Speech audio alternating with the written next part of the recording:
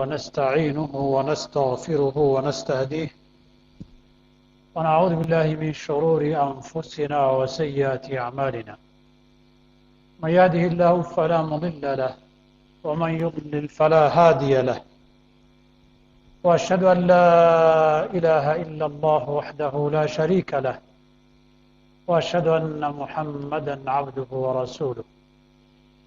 بلغ الرسالة وأدى الأمانة ونصح هذه الأمة حتى تركها على مثل البيضاء ليلها كنهارها لا يزيغ عنها إلا هالك ولا يتنكبها إلا ضال. فصلاة الله وسلامه عليه وعلى آله وأصحابه ومن اهتدى بهديه واستنى بسنته ودعا بدعوته إلى يوم الدين. أما بعد، إخوة الإسلام والإيمان، أوصيكم ونفسي بتقوى الله جل وعلا في كل زمان ومكان، في السر والعلن والبيت والعمل. ثم اعلموا عباد الله أن الله جل وعلا في كتابه العزيز أرشد عباده إلى ما فيه صلاح دينهم ودنياهم، والنبي صلى الله عليه وسلم قد أدى ما فرض عليه في بيان كتاب الله سبحانه، كما قال ربنا جل وعلا: وأنزلنا إليك الذكر لتبين للناس ما نزل إليهم. فبين ما أنزله الله جل وعلا بيانا شافيا لا خفاء فيه، علمه من علمه وجهله من جهله. وإن الأيام إخوة الإسلام ما هي إلا تواريخ قد تختلف أسماؤها وألقابها ويختلف أبطالها وروادها، غير أن جوهرها وأحداثها متشابهة وإن تباعدت الأيام واختلفت الأزمان. وإن من أهم ما ينبغي التذكير به من الآداب التي نبه الله جل وعلا عليها ودعا إلى الاتعاظ بها في كتابه قوله تعالى: وإذا جاءهم أمر من الأمن أو الخوف أذاعوا به ولو ردوه إلى الرسول وإلى أولي الأمر منهم لعلمه الذين يستنبطونه منهم ولولا فضل الله عليكم ورحمته لاتبعتم الشيطان إلا قليلا. هذه الآية الكريمة قد بين الله جل وعلا فيها ما يلزم المسلم عند تبادل الأخبار وتناول الأحداث، وعند تقييم الحوادث وبناء الأحكام والمواقف عليها. فالأخبار بذاتها قد تكون صدقا وقد تكون كذبا وقد تكون بينهما، بمعنى فيها ما هو صدق وفيها ما هو مزيد عليه مبالغ فيه. ثم الصادق منها أو الكاذب إذا بنيت عليها المواقف والمبادئ والتصرفات قد يترتب على ذلك ما لا يدركه الجميع، وإنما يدركه أهل العلم والخبرة، ومن له حنكة وتجربة في مثل هذه الأحداث ممن قرأ التاريخ وصبر الأحداث وقارن الوقائع. وربنا جل وعلا علمنا هذا الأدب العظيم: وإذا جاءهم أي المسلمين أمر من الأمن أو الخوف، خبر يحمل أمنا واطمئنانا، قد يكون في غير موضعه، وقد يكون النقل والخبر غير صحيح، وقد يكون فيه من المزايدة والمبالغة ما ينبغي الحذر منه. أو الخوف، خبر يحمل الخوف والتخويف وإثارة الهلع والبلبلة في المجتمع، قد يكون صدقا وقد يكون كذبا. ولكل من النوعين من الأخبار، أعني بذلك الصادق والكاذب، لا يدرك كثير من الناس أبعادها ولا المغزى منها، وقد لا يستطيع تقييم آثارها ووقعها. وإذا جاءهم أمر من الأمن أو الخوف أذاعوا به، سواء كان ذلك الأمر أو الخبر في دين أو في دنيا. في خبر عن الأحكام وعن البيانات والفتاوى وغيرها، وقد يكون خبرا عن الدنيا عن أحداثها ووقائعها وما يجري في أيامها. وإذا جاءهم أمر من الأمن أو الخوف أذاعوا به، نشروه بين الناس. هذه السياقة سياقة عتاب وذم. أذاعوه من غير أن يتثبتوا، أذاعوه من غير أن يدركوا أبعاده وآثاره. ولو ردوه إلى الرسول وإلى أولي الأمر منهم من يستطيع التمييز بين صحيحها وسقيمها، وبين صدقها وكذبها، وبين ما ينبغي إشاعته وما ينبغي التكتم عليه، لسلموا من آثارها. هذا هو المعنى المقدر في الآية. فالأخبار التي تتداول بين الناس أكثرها أكاذيب في هذه الأيام. أصبحت التجارة حتى في أخبار الدين مما ينبغي التثبت منه والتأكد من صحته قبل بناء الأحكام والأوقاف عليه. من آخر هذه الأحداث ما نشر في الشبكات كذبا وزورا عن علامة الصومالي الشيخ شريف عبد النور من الفتاوى المكذوبة عليه. فتاوى قالها الشيخ أيام المحاكم سنة 2007، قطعت وبترت، ثم أضيفت إليها أقوال وأسئلة لا توافقها. كذبوا على الأحياء تدينا وتعبدا وقربة وعبادة زعموا. فما ظنك بالأموات الذين ماتوا قبل مئات السنين والآلاف؟ أمة لا تتقي ربها تتعبد بالافتراء والكذب على علمائها، أتظن ذلك يتحرى أو يتورع من الكذب على دول وحركات ومؤسسات إسلامية أو غيرها، أو على أشخاص عاديين من أمة الإسلام والمجتمع؟ طائفة اتخذت الكذب ديانة والتزوير عبادة وتحريف الكلام وتقطيعه وبتره سنة وطريقة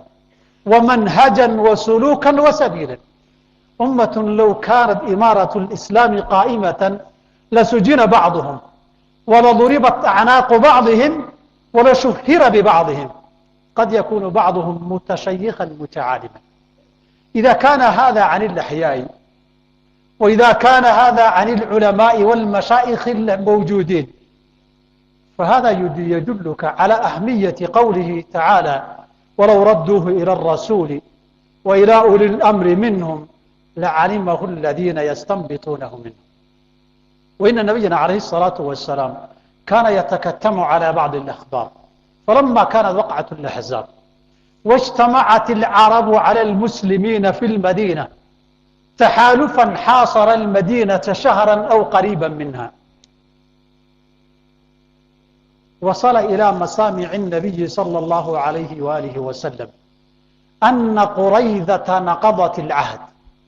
وأعطت للعرب مسلكا للالتفاف على المسلمين من خلفهم، فأرسل السعدين ووصاهما وصية بليغة تبيينا وتفسيرا لهذه الآية. فأخبرهما إذا علم أن قريظة نقضت العهد، فيكون الخبر صاعقة وهزيمة نفسية على المسلمين، أمرهما أن يكبرا إشعارا له بأن قريظة نقضت العهد، فيبلغان رسالتهما إلى النبي صلى الله عليه وسلم من غير أن يدرك العامة والآخرون وقع النبأ والخبر المحزن. فما إن ذهب إلى قريظة إلا وقد وجد قريظة قد نقضت العهد وقررت خذلان المسلمين والخروج من عهدهم ومعاهدتهم. فما كان منهما بعدما رجع إلا أن كبرا ورفعا صوتهما بالتكبير عندما واجه النبي صلى الله عليه وسلم. النبي علم الخبر وعلم الحقيقة، ولم يفشها للصحابة وعامة المسلمين، لأن مثل هذه الأخبار لا ينبغي إشاعتها. ولو أن هذا الخبر أشيع بين الناس كان سببا لهزيمة نفسية قد تعقبها هزيمة حسية واقعية. وإذا جاءهم أمر من الأمن أو الخوف أذاعوا به، ولو ردوه إلى الرسول وإلى أولي الأمر لعلمه الذين يستنبطونه منه. فهذا ما ينبغي للمسلمين في مثل هذه الأحداث، وعند اضطراب الأخبار وكثرة الأكاذيب والافتراءات على الناس، أن يتثبتوا من الأخبار عموما، وأن يردوا الأخبار وأحداثها وآثارها إلى من له القدرة والمعرفة بأحكام الشريعة وتجارب الأيام. أسأل الله بأسمائه الحسنى وصفاته العلى أن يوفقني وإياكم لما يحب ويرضى، إنه ولي ذلك والقادر عليه.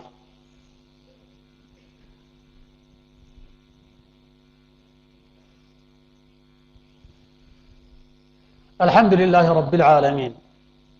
وصلى الله وسلم على نبينا محمد وعلى آله وأصحابه أجمعين ومن تبعهم بإحسان إلى يوم الدين. أما بعد، إلهي سبحانه وتعالى dadka muslimiinta ah aadaab badan buu qur-aankiisa ku faray. dhowr aadabood baan soo qaadayaa si kooban.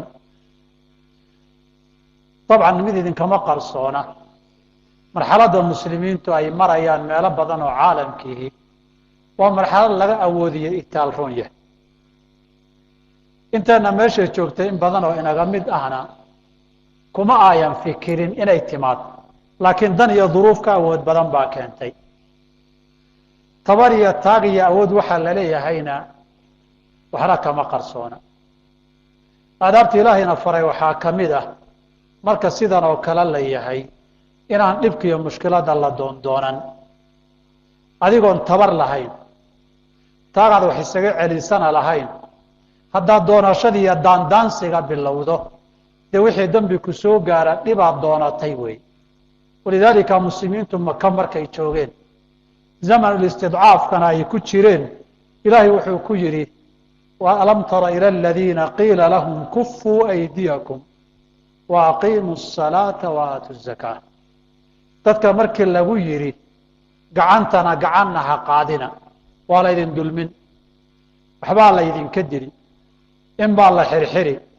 xoolaa laydinka dhici, waa laydin ciriiri gelinoo waa laydin cadaadin, laakiin meelaad wax isaga celin kartaanna ma joogtaan, muruq iyo awoodaad wax isaga reebtaanna ma lihidin. kufuu aydiyakum, gacmaha laaba, gacan iyo dagaal iska ilaaliya, salaadiinana tukada, zakadana bixiya, acmaasha inta aad kari kartaan sameeya. nabigu sidaasuu dhihi jiray maka sala allahu alayh alih wasalam. waxaa u yimid nin saxaabada ka mid ah soo islaamay. ninkiibuu wuxuu ku yidhi waad aragtaa xaaladda aan ku jirno, oradoo iska noqo, mar haddaad islaantay tolkaa iyo deegaankii reerkiina aad. markaad maqasho inaanu xoog yeelannay oonun meel saldhignay noo imo. ninkii ma yeelin, intuu kacbada agteeda istaagay buu qaylo afka ku dhuftay inuu islaamay. intii la isugu tegey baaba isagoo nafta laga goyn lahaa nin baa ka qabtoo yidhi wareerdhe reer maka safarta reerkoodaad ninkan martaane, haddaad ninka dishaan jidkaa idinka buyo ree hebelku waa cidduu ka dhashoo gaalo ah. baasha qabyaaladda dhibba idiin keeni, waa la daayey. maalintii labaad buu yidhi alleelay haddaad tiraahda sidaa ku daysa u cabsaday baa lagu dhihiyo, halkiibuu ku soo noqday. sidii oo kale loo dilay. haddana ninkii baa ka qabtay. taa uu ta nabigu la diidan alay slam. ninkaa isaga dhib baa soo gaaray, inuu sabra waa wanaag, kelimada xaqaa dadka inay gaartana waa wanaag. laakiin sidan oo kaleeta waxaa weeye laa caduwan kasar walaa islaama nasr. diin uu gargaarayna ma laha, cadow uu jebiyeyna ma laha. intaasoo dhiboo soo gaartay buu nabigu uga ba'ayey. haddaynu labada isbarbar dhigno talada nabiga uu lahaa tartiib, iska bax reerkiinii tag, dabcan ciddaad hoos diin u gaadhsiin karta gaadhsii. markaan meel yeelaneen sal meel dhigno een awood iyo tabar yeelanna noo imo.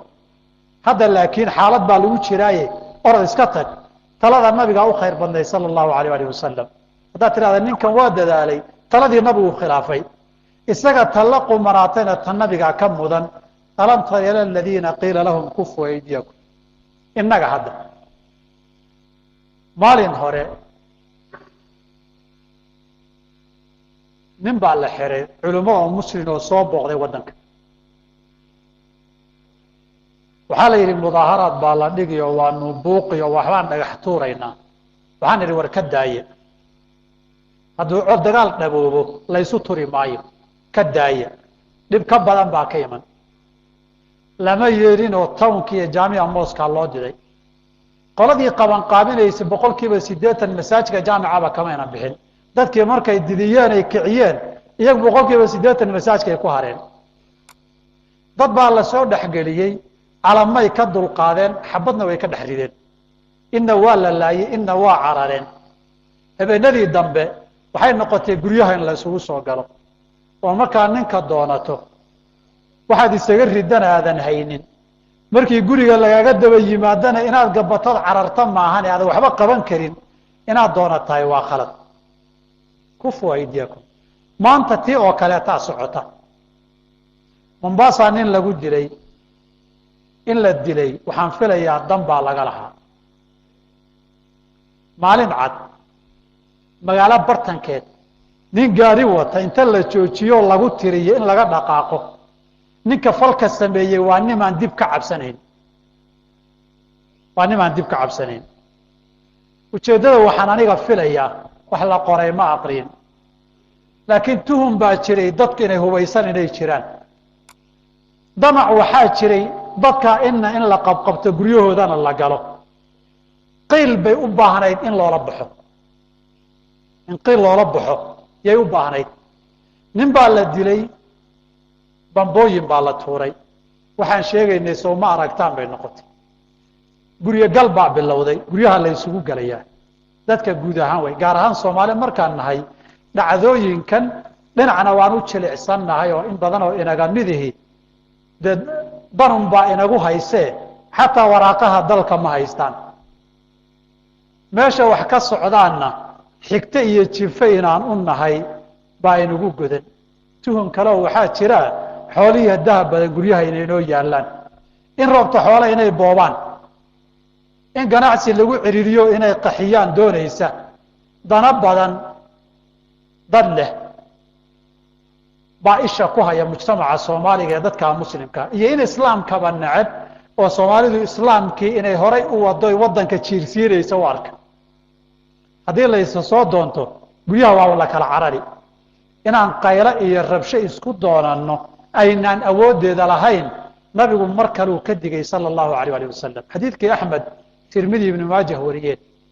ee Hudayfa ibn al-Yaman laga wariyay طريق كلنا عبد الله بن عمر لوغا وريي با وحوها لا ينبغي لمؤمن أن يذل نفسه قفك مؤمن كان نفتيس إنه دليو مالحن إذا معها ما فينا وحال يريد النبي وساو دليين إياه وحول يتعرض من البلاء ما لا يطيقه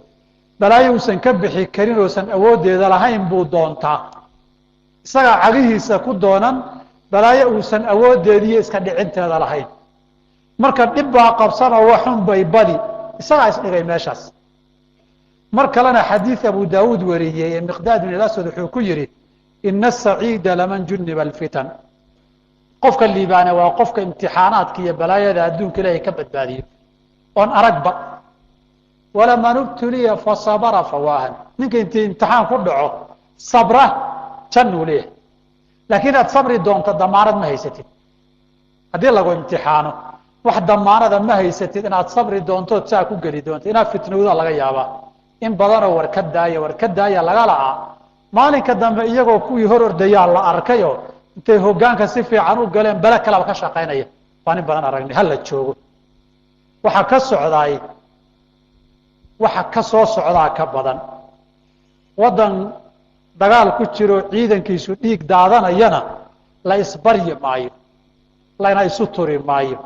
waxaadan ka bixi karin haysgarinina ninkii raba ee uu xooggeeda dareemayo ee meeshay ka dhacaysa ha aado laakiin intana waxaan u malayn iyo inteen ala midkay joogta waa intii ama aan aadinba ama ka soo dhuumatay waa intii u adkaysan weyday fool iyo weji siin weyday marka waxaan jirin yaan la isu sheegin soomaalida waxay yidhaahdaan awrka nimaan kuu furaynin yaanu kuu rarin nimaan kula soconayni geediga ilaa aad furto intuu kuu raro xarigga si xun kuugu xiro buu kaa harayaa meel dhexduu awrkii kaaga dhacaya adoo meelna ka dheer ciidan iyo cid ku gargaartana ka dheer nimaan kuu furaynin yaanu kuu rarin awrkaaga xargahana yaanu kuu xirxirin dhibaato iyo mixnada aynaan ka bixi karin berri guryaha haddii la isugu soo galo albaabada la isku garaaco yaynaan cagaheenna ku doonanin mixan aynaan awoodina yaynaan raadsan adabta labaad ilaahayna baray baa waxay ahayd markii warka iyo xogtu gaar ahaan xilliyadan tahay in wax la iska hubsado ama adduunyo ama diin ha ku saabsanaato ama waraad ku faraxda ha noqoto ama midaad ka naxda ha noqoto ama nabad ha sheego ama colaad ha sheego waidaa jaaahum dad buu ilaahay ku canaantay haddii war soo gaadhay iyo xaal nabad ama colaad sheegaya iyagoon hubsan dadkii waxaan qiimeyn lahaana aan dib ugula noqonin midba aqoontiisa iyo khibradiisa iyo takhasuskiisa bay suuqa ku sii daayaan markaasaa beenta iyo runta la kala garan waayaa markaasaa sax iyo khalad la kala garan waayaa markaasuu warku marna iyadoo in la digtoonaada ahayd bay dadku isdhigtaan markaasaa cadow ka faa'iidaystaa marna iyadooy ahayd nabadii jirto baa dadka la qaxiyaayoo la khalkhalgeliyaayoo welwel lagu beeraa oo ummadda la qaxiyaa saa darteed waxaa habboon war haddii aada maqashaan haddii diin la soo guuriyo iyo haddii duunyo laga hadlayaba dadkeeda in loo celiyo waktigaa idinku dheeraada waxaan ku gebagabayn labadii maalmoodee inaga tegay shabakadaha soomaalida ee beenta ku caanbaxay waxaa lagu soo baahiyey su-aaluhu sheekh shariif cabdinuur baa ka jawaabaya la yidhi oo been abuura sheekhu su-aalo 2007 maxkamadihii la weydiiyey baa lasoo jarjaray hadalla iyagu leeyihiinna waa lagu daray hadalkii waaga uu yidhi baa hadda ramadaanka aakhirkiisii laga dhigay inta nool marka lagu sheekhu 2008 laga soo bilaabo su-aal kama jawaabin xaaladiisa caafimaadna ma saamaxayso dadka ahalka wee wiilkuu dhalee maxamed ee la joogana ma ogolaada su-aal in la weydiiyo sanadkan dhexdiisa bishii maaj aakhirkeedaan anigu ugu tegay guriga sheekhu degaya sheekh maxamed cabdiumar labaa wada soconnay si fiican bay isu yaqiineen sheekhan aan isu naqiinay waana garan waaye annagii buuna garan waayey dadkii uu yaqiinay inta uu garanayo intuusan garanayn baa badan walidaalika ahalkiisii waxay ka mamnuuceen su-aal in la weydiiyo maadaama xaaladiisa caafimaad ay sidaas tahay su-aalahan marka been wey been abuur wey intii joogtay iyo culimmada yaa been abuurka ha laga daayo laakiin waxaa nasiib darro ah dad been abuurka diin ka dhigtay cibaadiya ilaahay ugu dhawaadaan ka dhigtay haddana aan ka xishoonaynin inta nool lagu been abuuranayo inay af leeyihiin oo taagan yihiin oo hadlayaan oy leeyihiin allahay allah waxba kama jira been waaye waxaa ila mid ahaa waraaqo 230 wadaad baa ku qoran la yidhi baan mid ka mida ismaqallay waraaqaha ka warran baa idhi maba maqal buu yidhi waxba kama jiro mana maqal mana ogi laymana weydiinin weligay waxaan ka wada hadalay adiga kaa horeeyana ma jiro arrin kale aan isu maqalay makaan baan su-aasha ku tuuray war ilaahay ha laga yaabo in diin laga dhigto shaqo laga dhigto warbaahinta waxaan ku ogeyn inay siyaasiyiinta iyo suuqa ganacsiga iyo kuraasta iyo shaqo ka dhigtaan oo maalin kastaba been iyo sheeko ka sameeyaan hadda waxaa suuq leh oo gadmayaa la yidhi in culimmada been laga sameeyo sheekh hebel baa fatwooday beena sheekh hebel baa bayaan soo saaray beena sheekh hebel baa hadalkan qoray beena laakiin horaa waxaa loo yidhi idaa kaana rabbulbeyti bidufi daariban fashiimatu ahli lxayi kulluhum araqs waxaa la yidhi xaafadda ninka odayga ka ah hadduu durbaanka garaaco inta xaafadda meesha joogta waa inay sacbiyaan oo isjejebiyaan baa wax shaqo kale ma taalo soomaalidana waxay tidhahdaa geel curadii sii durdurisay aarankiisi maxaad mooday kuwa sheekhyada u ah baa beentaasoo kale ka shaqeeya oo maalin kasta nin culumaa hadalkii isdaba mariya ood arkaysa waxaan akriyaya ilaa 30 culimo ah waxaan leeyahay 30 eray oo culimo ay leeyihiin kuwa hadal lagu dhex daray kuwa la isdaba mariyo kuwa la isu jarjaro haddii kuwii shuyuukhda u ahaa diin saa ka dhiganayaan oo sida ay dadkii kas ugu habaabinayaan dee ardaydu tababaray inay sidaasoo kala sameeyaan waa iska caadi wey wax dabiiciya wey ereyga aan leeyahay mar baan isagoo magacyo wata faahfaahin doona halkana projectorka aan ku qaban doonaa sida wax la isu dabamarmariyey gaar ahaan ninka sheekhu een sheegay mar baan soo bandhigi doonaayo magaciisa iyo meeshuu ku yiri iyo banaankan soo wada dhigi doonaa mar haddii aan la yiraahdo inta haddii cimriga ajashi ugu sinto laakiin waxaan rabaa inaan idin dareensiiyo dad badan baa been abuuradka diin iyo cibaado ka dhigtay qaarna shaakhiye ugu yihiin qaarna xar ugu yihiin qaarna warbaahiyaal ugu yihiin marka ilaahay intii laga yaabo intii dhimatay saa haddii nool haddii lagaba sheegay hadli karta inta dhimatay maxaa u malaynaysaan ku durduri waaye ka isaga ma hadli kare xaggan uga bax wey wararkan la isdaafinayo iyo waxaan la sheegayo adduunyada markay ahayd way roonayd hadda diintii bay soo gashay nin baa laga sheegay geel badnaa baa waxaa la yidhi libaax carruurta laayaa jiray maalinkii dambe uu nirig dilay isna ma dhalu ahaa ninku kaasuu yidhi bahalkii intuu carruurta leynaya waa roonaaye hadda geelibuu dirgihiibuu usoo dhigtay baashu si way rooneyd intii hore xataa diintii baa laga been sheegaya hadda sheekh hebel baa saa yidhi beena imaam hebel baa saa yidhi been aan waxba ka jirin hadal waxa lagu daray isdabamariskan fira waxaa inugu soo baxay wax saddex sifo le baa soo baxay baabu takfiir markii la yidhahdaa waa khawaarij runta markii la yidhaahdana waa shiiciya raafida akdabu nnaasi ah markii xoolihiiyo maal la yidhaahdana waa khawana afsaqu nnaasi ah asmaa waxaa soo baxday la yidhahda asariqa alislaamiya ma maqasheen weli asariqa alislaamiya tuuga islaamiya azina alislaami zina islaamiya zinadii oo magac islaam loo yeelay tuugadii oo magac islaam loo yeelay halkana waxaa lagu leeyahay baalashlaha xad supermarketka hoosta ka soo xad oo gasho bangiga xad ka meesha joogay jeebsi baa ku xalaal sariqa alislaamiya la baneeyay wax sariqa alislaamiya zina alislaamiya waa dad hunguri xoolo hamuun u haysa wey laakiin wax walba shaati islaam in loo xiraa la doonaya ilaahay kay ha laga yaabo waxaasoo kale fasaqada ahna ha la iska ilaaliyo ilahi waxaan ka baryaa subxaanahu watacaala ummadan xaqa inuu ku sugo xiliyadan kala guurkaana waa la maraaye nin walow digtoonow ciddaa diintaada ka qaadanayso اللهم إنا نسألك الهدى والتقى والعفاف والغنى اللهم ألهمنا رشدنا واعذنا من شرور أنفسنا اللهم آت نفوسنا تقواها وزكيها أنت خير من زكاها أنت وليها ومولاها اللهم أعز الإسلام والمسلمين وأذل الشرك والمشركين اللهم انصر من نصر الدين واجعلنا منهم واخذل من خذل الدين ولا تجعلنا منهم وأقم الصلاة